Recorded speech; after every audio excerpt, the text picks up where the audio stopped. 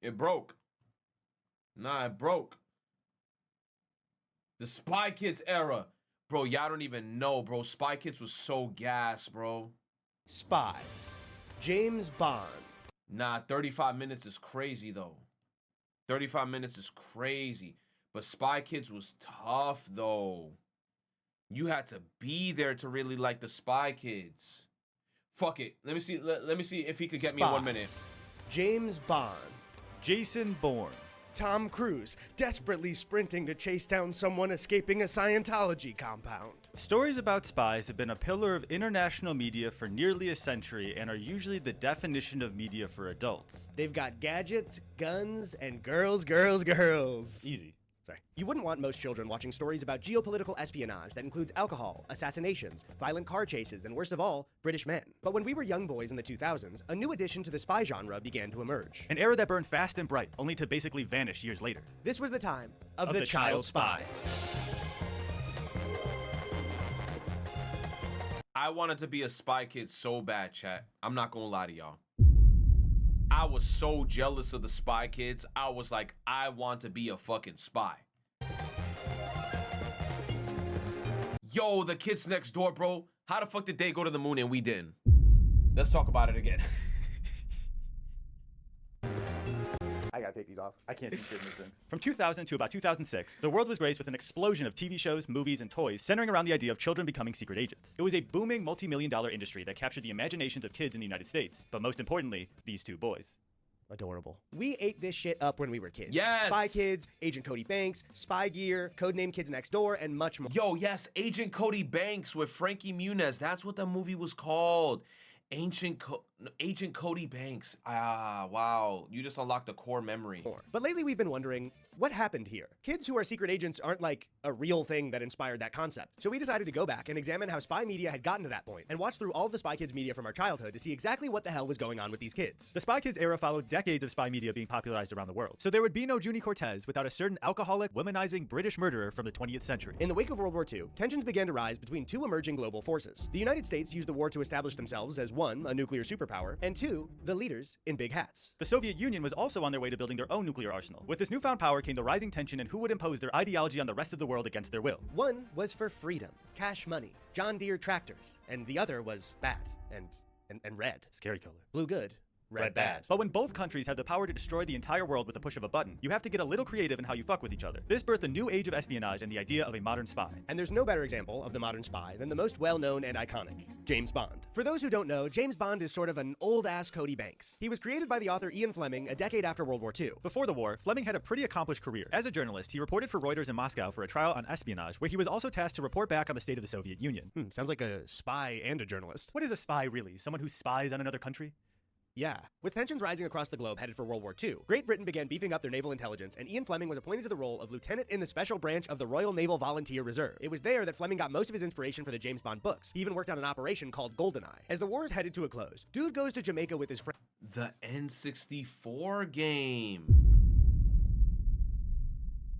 Bro. And falls in love with the place. Staying true to his British roots, he arrived on an island and thought, yeah, I think I'll live here now. After the war, it was there in his Jamaican home, which he named GoldenEye, where he began writing books. Fleming already had an idea for the sort of books he'd write, as he confided in his colleague in the naval intelligence, Robert Harling, that he intended to write the spy story to end all spy stories. Then in 1953, the first Bond novel, Casino Royale, released to the public. The books exploded in popularity in the UK and around the world. They inspired a CBS show that sucked, where James Bond was American and everyone forgot about it, a comic strip, but couldn't quite seem to get a movie made due to a bunch of business drama about owning the film rights to the books. Drama about owning the rights to James Bond?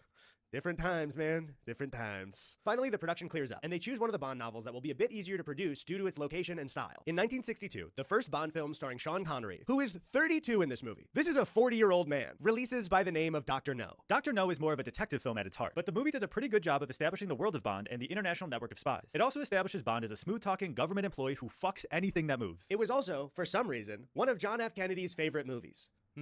Not sure why. Don't really see a connection there. The movie also featured two white actors portraying. Bro, what's the problem with liking hot girls? God damn.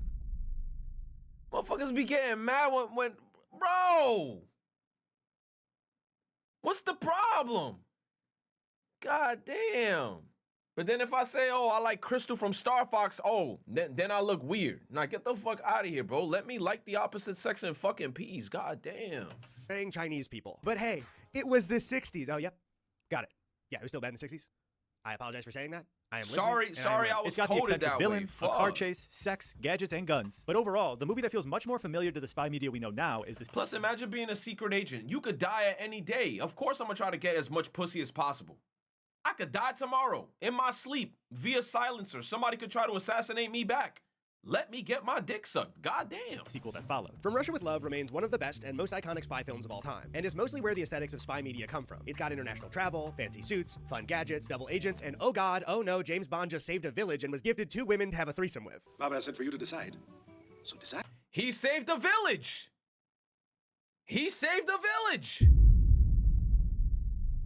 I think that's a pretty nice reward for saving a fucking village. They're both yours. They also screened the movie early for JFK the night before he flew to Dallas where he was assassinated. What? And it seems very consensual. And they're all adults. What's the issue? Follow this film was decades of iterations on James Bond as a character, what type of missions he'd go on, what type of new gadgets he'd wield as technology progressed, and what actor would take his place. We also don't really need to tell you. You said, are you sure about that? They were all smiling. You could tell when a person don't want to be there. They go, nah, if it was something like that, I would have been like, yo, get her ass out of here, bro.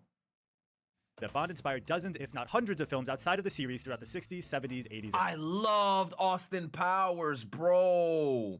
He's like, fire the laser with his freaking thing. And then Mini-Me was like, E. Maybe that's why I do that E shit, chat. That's why I do that E shit, because of Mini-Me. E. The 90s. But what the fuck does this have to do with Spy Kids? Well, it's in the first word of the two, dumbass. Even though Bond and spies were popular for decades, the late 90s saw what we like to call the second wave of America's spy obsession. This was kicked off by Bond yet again with Pierce Brosnan's first iteration of the character in GoldenEye. It was the highest grossing Bond film in nearly 20 years and one of the top 10 movies of 1995. It was so popular that it inspired a hit video game adaptation 2 years later that changed first-person shooters forever. 1 year later, Tom Cruise sprints past it in the box office with the start of the mega hit franchise Mission Impossible. And from then on, it was Spy City, baby. Austin Powers in 1997 and 1999. September 2001, 9/11 creates rabid mass intrigue and military espionage in the Middle East for some odd reason. 2002, a sequel to Mission Impossible and the start of the Jason Bourne series. But this new wave of spy media came around in an era that treated children completely differently than the 60s. The 80s to the 2000s saw a boom in markets aimed specifically at children. From arcades to entire television channels, an increase in animated movies and TV, themed restaurants, fuck you Rainforest Cafe. The idea of creating spaces tailored to just children for profit had become a large portion of the entertainment and service industry. So while adults were treated to Jason Bourne, Ethan Hunt, and Austin Powers, the kids needed something to watch as well. So while there was other media featuring kid spies, the first major addition to the genre, and perhaps the most famous, came in 2001. Between driving the kids to school. Mommy's mimicking me. Bro, the Spy Kids mom was so fucking hot. I don't give a fuck. She had me like this. Like this, bro. Every time the mom was on camera, I was like, bro, she is fucking gorgeous. Mommy's mimicking me. And putting them to bed. Like a... No one would ever guess She had me. that mom and dad are the world's top secret agents. Now that they've been kidnapped, the only two people that can save them are their kids. Sometimes the biggest heroes come in small packages. Spy Kids. Yo, Robert Spy Rodriguez's Kids Spy Kids fire. begins with the Cortez family, living in one of the most beautiful cliffside homes I've ever seen. Gregorio and Ingrid Cortez are former international spies who gave up a life of espionage to raise their children, Junie and Carmen. When Gregorio and Ingrid answer the call once again as spies for the first... Bro, I love everything about this movie. Even the character that Junie liked, Floop. I fucking fucked with Floop. I even still remember the fucking theme song to Floop.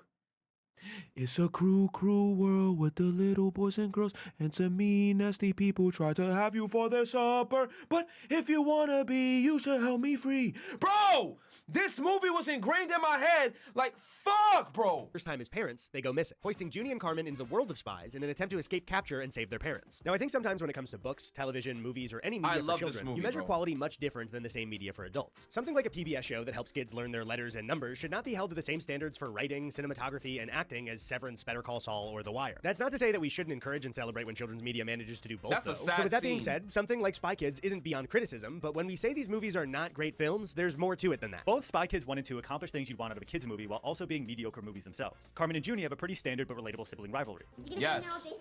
Scaredy cat? Yes, this movie, I like their dynamic, the back and forth between the brother and the sister, because I was like this with my sisters. Like, Carmen was the older sister, aka I'm the oldest brother. I was the oldest in the family. I used to treat my younger sisters the way that she treated Junie. I treated my younger sisters. No cap. So, like, this movie, when I watched it, I'm like, it's so fucking relatable, bro. So relatable, because I felt like I was living the shit they were living, bro. Told you not to look down.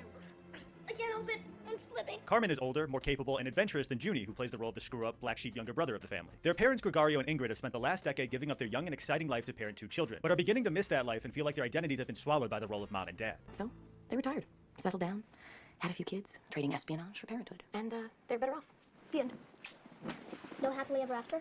Oh, I said they were better off. These very realistic family roles of the early 2000s suburban life gives the ridiculous setting of Spy Kids some real heart to it for a family watching. This makes the somewhat silly involvement of flugels, thumbs, and child robot soldiers have a real emotional backbone. But all that stupid shit serves its own purpose in really playing with the imagination of kids watching. Spy Kids 2001 is weird. Like, way weirder than you'd expect it to be if you've never seen the movies. It's not just a story about kids who become spies to save their parents. It's also this existential nightmare about rescuing your parents from being turned into freak clayhead monster prisoners who'd then be paraded around on your favorite kids show as mascots. Yo, and he did that shit in like 2 seconds.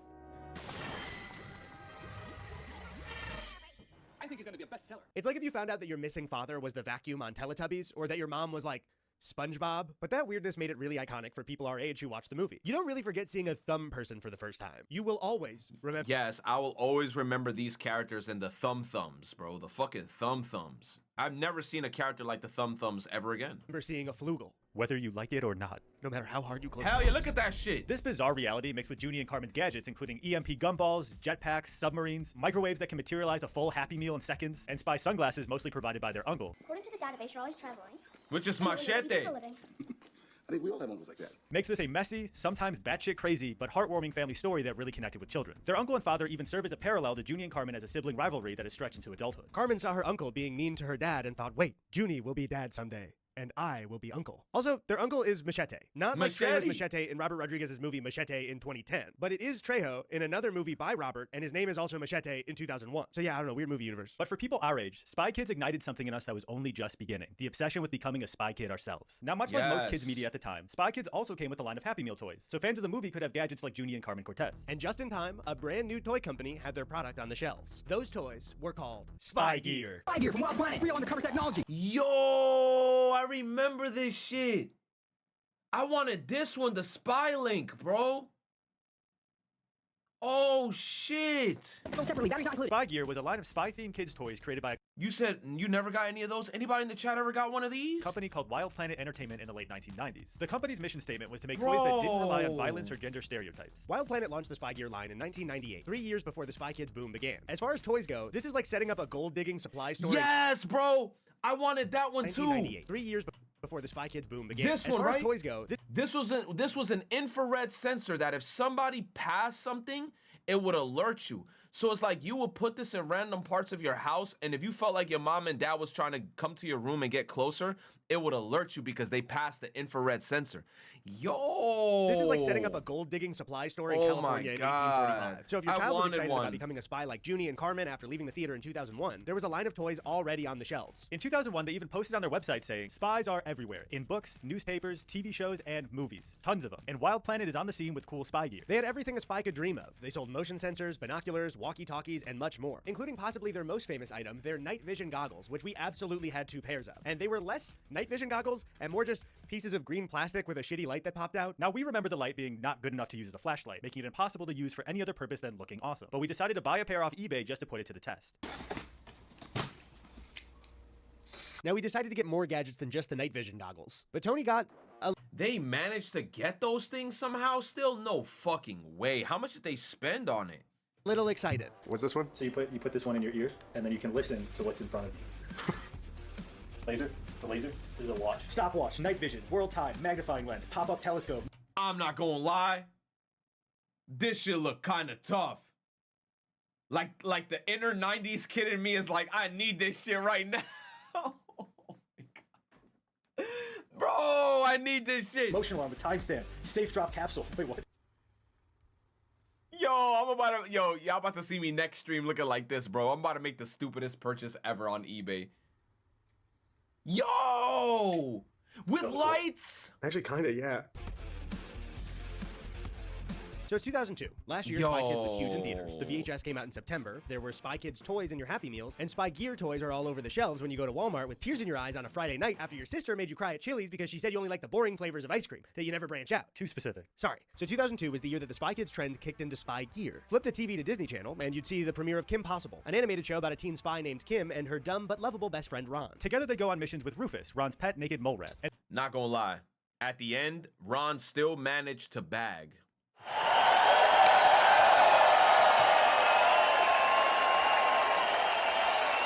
Nonetheless, I was surprised he even got to, but he managed to bag at the end, I think. And if 1996 to 2001 was the introduction of kids becoming spies, 2002 was the start of the established spy kid. Kids who are already secret agents and are hiding the double life from their parents. Kim had gadgets, battled criminal masterminds, and like a quote modern teen at the time, would get her missions on her flip cell phone with this iconic ringtone. Now, while trying to look up footage of Kim Possible, we found a video called Kim Possible vs. Shigo All Catfights Season 1 compilation from a channel called Catfight Paradise? The entire channel is dedicated to catfight compilations? Imagine you're on a first date and you ask a guy what he does for work, and he says this. And I'm like, hey man, my YouTube channel is called Catfight Compilations. Hold on, I'm getting a call from headquarters. Oh, it's time for a quick sponsor. Sorry, I thought it was gonna be like a cool mission or something. Hi, it's Tiny Tony, and this video is sponsored by Surfshark. Surfshark VPN keeps your online identity safe by encrypting all of the information sent between your device and the internet. This keeps your personal data protected from big companies. Compilation on YouTube, that's probably like Shark fit, no worries. Video. Okay, so back to 2002, where instead of a catfight compilation on YouTube, that's probably like an entire show on MTV. If you flip to Cartoon Network, you'd see a new show called Codename Kids Next Door. Now, this was one of our favorite kid shows of all time. Yo, I'm not gonna lie, chat. The fact that they're bringing all this shit up and that there really was an era of just spy cartoons getting just force-fed to us is blowing my mind because I never thought about it like that. But looking back at it in hindsight, yo, they really was shovel-wearing the fuck out of spy stuff to us, bro. But Kids Next Door was peak. I'm not gonna lie, all the spy-related shows that they were pushing on us as kids, they were all really good shows. It wasn't ass. They were good shows. Especially because it existed in this absolutely ridiculous world where the spy gadgets and villains were all inspired by things a child has around them. Yo, father, bro, dad. From the stupid ass kids, it's your birthday, not our birthday. I forgot what those ugly ass kids were called, bro. They never separated. I felt like they were all one entity. What were they called, chat? The stupid ass kids that always wanted to fight the kids next door, and they all talked in harmony. The delightful children. The delightful children from down the lane, bro. They had the longest name. Oh my gosh, bro. Talk about classic. They all talked at the same time. Oh my god, bro. They were good villains, though. I used to hate Mr. Harris and Mr. Phibb. Some shit like that. Like, one guy was a walrus and the other guy was like a buffalo. What kind of stupid ass enemy was that, bro? There was just something so playful and insane about the setting, but Mr. they would play Larry, the plot completely Mr. Phibb. seriously. Are you all blind? Adults can't stand the idea that And they were British. I forgot. Nigel Uno was British. And insane about the setting, but they would play the plot completely seriously. Are you all blind? Adults can't stand the idea that a kid can be smarter than them, so whenever they find a smart one, they send him to college where they remove his brain. And when we weren't watching these shows, we were on the... Kinda true. Let me stop. I know there's some college kids right now in the chat gonna be like, what do you mean by that? websites like DisneyChannel.com and CartoonNetwork.com playing the Flash games. Because the Spy Kids era fell in the early 2000s, every Disney Channel, Cartoon Network, and Nickelodeon show or movie got a set of their own website Flash games. But it didn't stop there. There was a Kim Possible PS2 game, DS games, Codename Kids Next Door on GameCube. Guess what, chat? All these games were free. No subscription service. You literally go onto the website, you go into the games tab, and all these shits were fucking free with a capital F, bro. Cuban PS2, Spy Kids games that started with this one for the first movie. Yeah, I don't know. Is that supposed to be Junie? What's he jumping on? Was that in the first movie? Spy Kids 3D Game Over game and many more. It's so odd to look back at this industry today because instead of Flash, DS, and PS2 games, companies now would likely make a Junie Fortnite skin, make $20 million on it, and call it a day. Yes! 2002 was becoming the peak year of the Spy Kid. And just 1 year after the original film's release, and 11 months after the second plane hit the towers, a second Spy Kids hit theaters. Much like the other Spy Kid media introduced in 2002, we rejoined the Bro, and then in the second movie, they put that one girl from Hannah Montana, I think Emily Osment, bro. And then Emily Osment was in the movie with the stupid ass pigtails and she could fly with her pigtails, bruh. Oh. Much more established spy universe. They're now level 2 agents at the OSS, the spy agency that employed their parents in the past. It also currently employs... Did I skip 2 ahead? No, we're fine. We're like right here. After the second plane hit the towers, a second Spy Kids hit theaters. Much like the other Spy Kid media introduced in 2002, we rejoin the lives of Junie and Carmen Cortez in a much more established spy universe. They're now level 2 agents at the OSS, the spy agency that employed their parents in the past. It also currently employs their parents. The whole family is back being spies in this one. It's got a much greater focus on Y2K era gadgets as well, like a watch that looks like a flip phone, this robot bug, and these spinning light-up toys that have been used in both movies but get to star in before we see what they actually do. It's really interesting that this year came with such an increased wish fulfillment in the Spy Kid fantasy. Junie and Carmen have their own spy-based treehouse, which is extremely similar to the Cody and Kids Next Door treehouse that same year. And with this wish fulfillment, not only do the kids get to use fun gadgets, they have code names. They get their own badges, bases, and submarines. These stories don't just come with spy aesthetics. They come with a sense of authority and respect that a kid doesn't really get in their own life. At one point, Junie even mentions that his spy clearance allows him to demand the president's attention. I'm level 2. I can order him to talk to me. A big part of that fantasy, at least for us as kids, was that sense of respect and purpose. Kim Possible, the codename kids, Junie and Carmen, are all not only in a situation to save the world, they're chosen and trusted to do so because they're capable and trained. That appeal to children is mostly what something like Spy Kids has going for it. The second film also continues to have its roots in family problems masked in spyglasses like the first, but less successfully. The best example in this one is definitely Junie, who I think unfortunately becomes more of the main character of the series, especially measuring his screen time in the third movie. Junie is dealing with the fact that he keeps making the correct calls and is right most of the time, but is not being heard by those around him because they see him as a helpless kid. Yet again, a very central theme that any child watching could connect to. Gregorio and Ingrid are dealing with the fear of their missing children, the intergenerational struggle of Ingrid's parents judging their parenting skills, and facing the fact that their kids may not need their help all the time and are becoming old enough to do things on their own. However, all of that is packed into like 15 minutes of B-plot, so it's not really too central to the movie. Carmen mostly just has a crush on a boy named Gary Giggles. We were just talking about you. Really? She's a driving force to the whole narrative, but her teen problems definitely get less of a spotlight than Junie's issues. It would have been fine if she was the star of the third movie, but yet again, Carmen heads will be disappointed that Junie steals the damn show for Spy Kids 3D Game Over. It's right, man. It's just fucking bullshit. I've been waiting years to see hot, Carmen. too hot, you're too hot. I'm too hot. All that being said, this might be one of the ugliest movies we have ever watched. The special effects and CGI range from past... Yeah, I'm not gonna lie, yeah. I agree. The CGI in this shit was kind of crazy. ...to distractingly bad. From flying shots, CGI monsters, to completely 3D green screen backgrounds. So many of the effects in this movie look so artificial that it's hard to even pay attention to what's happening in the story. And on top of all of that is the fact that the island has no consistency to it. Some shots are a lush jungle shot in Costa Rica, and other bits are clearly filmed in Texas. But something deep within us, defying all logic and criticism, still feels that this movie rules. Do I think it rules while I'm watching it?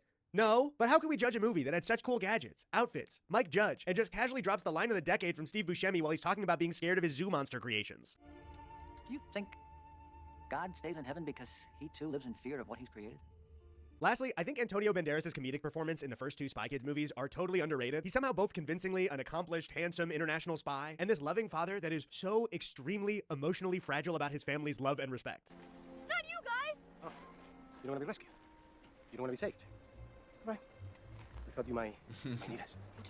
You're thinking, you know what? Those boys didn't have me for a mom. Come on. Thank you. After the Dad's success of like, Spy nah. Kids 2, the era of child espionage was in full effect. Spy Gear was expanding its new catalog of cutting-edge spy toys like a flashlight for your ear or a new spy flashlight for your hand. Looking at Spy Gear's catalog, it's crazy how much of these plastic toys we recognize, but it's hard to tell which ones we actually owned, saw at a friend's house, or just on TV as a commercial. These things were everywhere when we were growing up. While we were making this video, I could not stop thinking about one of my favorite toys I've ever received as a birthday gift, the Spy Video Car. Spy Gear. I sent my spy video car on a mission to spy on my little bro. Yo. Them S's were fucking my eardrums. Hold on.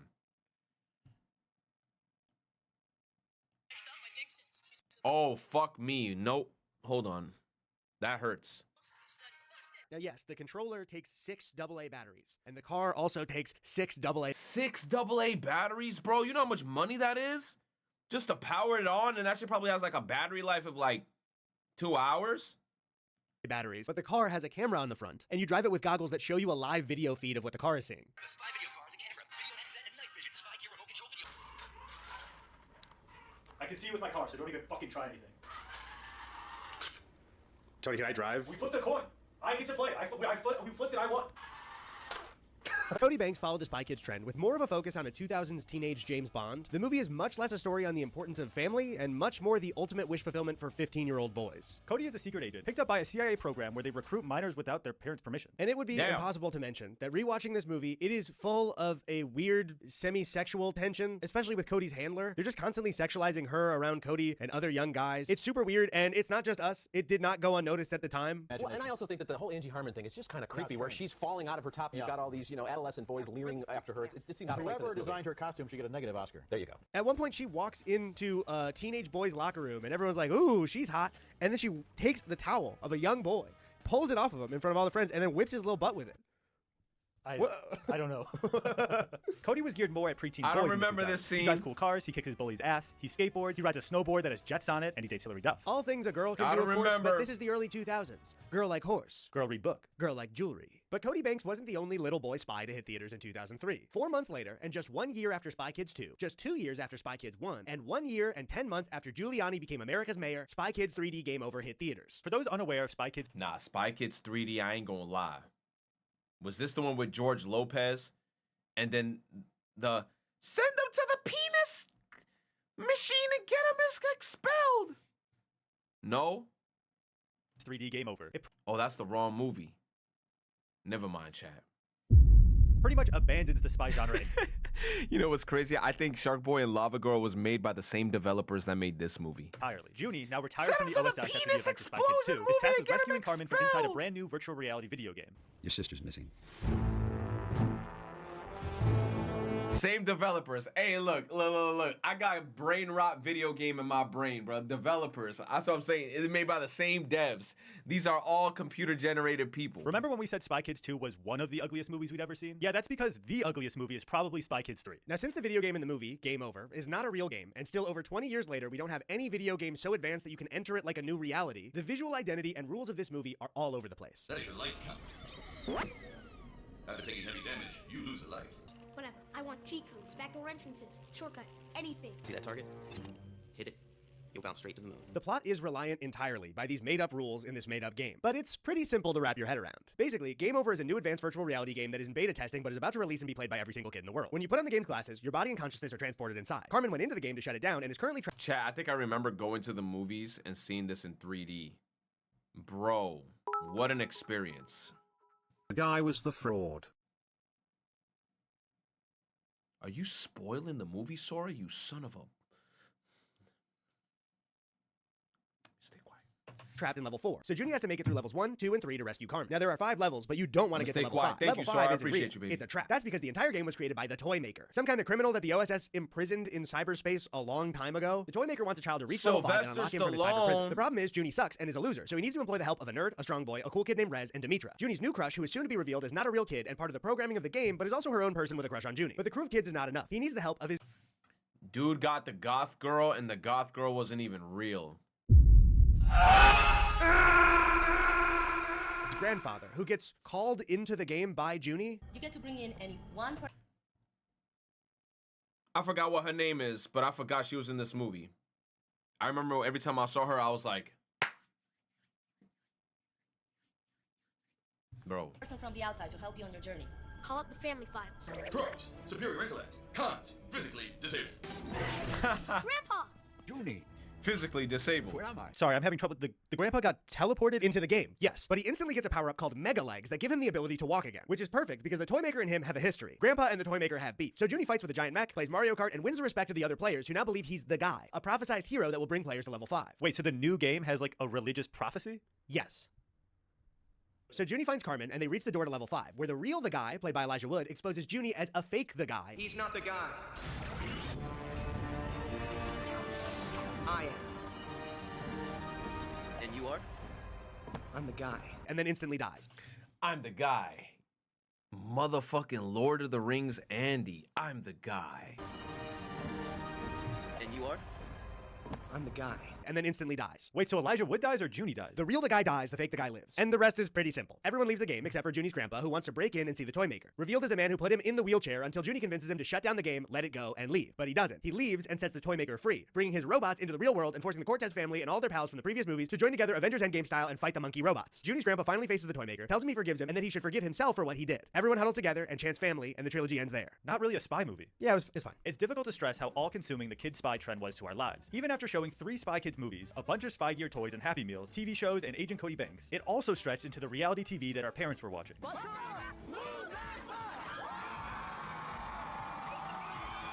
Now, if you're unfamiliar with Extreme Makeover Home Edition, it was a hugely popular reality show from the mid-2000s. Bro, I used to hear so much crazy shit that happened afterwards to people in this show, bro. Like weren't they in debt? This show is a fraud? Oh, man. Thousands. The format of the show mainly consisted of the producers finding the biggest family sob stories in the country to pull at the heartstrings of the American public. They would then visit their home, find out about their housing needs, interests, and hobbies, then send them on vacation while they gutted, demolished, and rebuilt the house into something new, before performatively moving a big old bus in front of their eyesight to reveal the new home. Now, if this sounds like it's a bit exploitative, it's because it was. An internal memo from the production even leaked, featuring a wish list for families with specific health conditions. Sometimes, the show would add much-needed renovations while delivering the absolute dream home for the family. But one issue was that they fulfilled the wish of every family member. At first, it was pretty innocent. Let's say your kid likes dinosaurs. Well, we gave him a dinosaur bed with a dinosaur slide. But the show needed to become increasingly extreme. So if your daughter, say, likes pirates, congratulations, a room in your house now looks exactly like the cat. Nah, bro. They went stupid. What the fuck? Bro, I could just be like, you said if your daughter says I like pirates, what the fuck is she gonna do in this pirate ass captain's quarters of a pirate ship, making it difficult to sell the home or even at the very least live in it after your kid goes to college, or when your kid's taste change in like a month, or they turn 15 and it's embarrassing to live in a child's dream bedroom. In 2011, an episode of Extreme Makeover Home Edition aired following the Gromish family. Before the home makeover crew arrives, there's a much-needed renovation that the family wants for their home. Their 10-year-old son Garrett, who's in a wheelchair, struggles to move around the house due to a lack of accessibility. If I'm going this way and I want to turn it around, that happened. While talking to Garrett, one of the hosts, Paul, learns that he loves spy toys and wants to be an FBI agent when he grows up. Paul gets picked up by FBI agents and is flown to Quantico. The thing is, he goes without Garrett. He gets to learn martial arts, door breaching, drifting for some reason. He goes without the kid that liked spy shit? And has the time of his fucking life. He even gets his own junior FBI badge that he does not give to Garrett. He doesn't even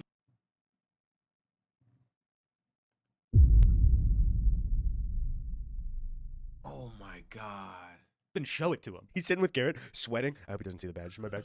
After finishing their new beautiful, accessible home and surprising the family with it, Paul and Garrett use his brand new elevator sponsored by CVS Pharmacy? Our friends at CVS Pharmacy know how important freedom and independence is to Garrett. Garrett enters his room and holy shit, it's like every spy kid's dream. It's got a giant screen with Google Earth on it and 3D glasses to aid in pretending to be an international spy. But most importantly, a finger scanner that unlocks a secret room. Remember when I told you that CVS Pharmacy did a special room just for you? Put your finger right on that finger scanner. Check out that one. That's Spy cool. Gear had a secret base installed into his bedroom. Screens, lasers, a vault of brand new Spy Gear toys, and a computer that shows cameras set up around the house. Also, we're not mad about this. In fact, I'm jealous of Garrett. But even though the spy crate True, that's kind of cool. I ain't gonna lie. That's kind of cool. is stretched all the way out to 2011 and beyond, the heart of this era began to slow around 2006. Spy Kids 3D Game Over ended the Spy Kids trilogy in 2003. Cody Banks 2 flopped both critically and in the box office in 2004. Kim Possible ended in 2007. Codename Kids Next Door ended in 2008. For the next few years, the VHS, DVD, and TV reruns carried them along culturally. In 2006, Spy Gear even had a line of toys that came in Happy Meals at McDonald's. Spy Kids were everywhere. In the movie theater, in every retail store, in your Happy Meal, and even in Garrett's room. But the flow of new spy shows and movies began to run dry. Every genre or subgenre craze begins to fatigue audiences at some point. Westerns, fantasy, zombies, superheroes all have their moment and become staples in entertainment, but can't be the one on top forever, especially if it's aimed at kids who grow up fast. The concept of a spy kid didn't go away, it just isn't a cultural moment anymore. You can still find spy toys on the shelves. There have been So when are we gonna get to that point where they're gonna bring back the Spy Kids again, or spies in general? Are we gonna get, because you know what it is about life? Life is like a cycle. We sometimes get over shit and then it comes back again. Totally Spies was never mentioned. You said they did. You said they tried. 2 more Spy Kid movies and TV shows with similar concepts. This was a craze that made a lot of money off of kids, but we've got to say, it was really fun. Most of the content of the time was pretty cool and imaginative for the kids watching. And because of Robert's films and shows like Kim Possible or Codename Kids Next Door, they weren't as heavily gendered as other kids' crazes. And definitely not as heavily gendered as the Bond movies. It was a time for kids to pretend to have more agency in their lives, to use fun gadgets. And Spy Kids 3D was actually the last movie JFK watched before he got in the convertible in Dallas. Okay, that one can't be true. No, it's true. I actually looked it up on Google and Gemini told me. I told you, you gotta stop Googling shit with Gemini. It gives the wrong answers like every time. It's right. Lies. Spy Kids 3D Game Over is what JFK watched? Yeah. What streaming service do you watch on? It was on Max. Well, it was HBO at the time. Cap, you can't even say that, bro. That was his last movie he watched. Good video. Good video. Drugs in my cup, mix it up. Yeah. Damn, and this is what we saw, and it was on the YouTube trending. Oh shit.